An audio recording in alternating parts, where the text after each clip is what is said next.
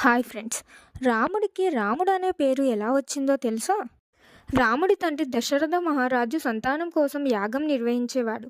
అతను తన కుమారుడు ఆరోగ్యవంతంగా, ధార్మికంగా, ప్రజలను ఆనందపరిచేలా ఉండాలని కోరుకున్నాడు. వశిష్ఠ మహర్షి దశరథ మహారాజుకు రాముడి పేరును సిఫారసు చేశాడు. రామ అనే పేరు ఆనందం లేదా సంతోషం అనే అర్థం కలిగి ఉంది.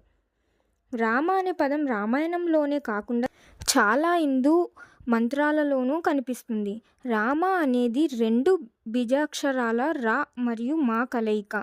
రా అనేది అగ్నిని, మా అనేది చంద్రమండలాన్ని సూచిస్తుంది. ఈ పేరును జపించడం వల్ల ఒక విధమైన ఆనందం మరియు శాంతి కలుగుతుందని భావించబడుతుంది. వాల్మీకి రామాయణంలో ఈ పేరుకు సంబంధించి మరింత విశదీకరణలు ఉన్నాయి. రాముడి శక్తి, ధైర్యం, ధర్మం వంటి లక్షణాలను ప్రతిబింబించేలా ఈ పేరు ఉంది. రామ అనే పేరు ఆయన దివ్యత్వాన్ని, అతని జీవితంలో ఎదురైన వివిధ పరిస్థితులను ప్రతిబింబిస్తుంది. రాముడు ప్రజలందరికీ ఆరాధ్యుడు, దివ్యుడు మరియు న్యాయమూర్తి.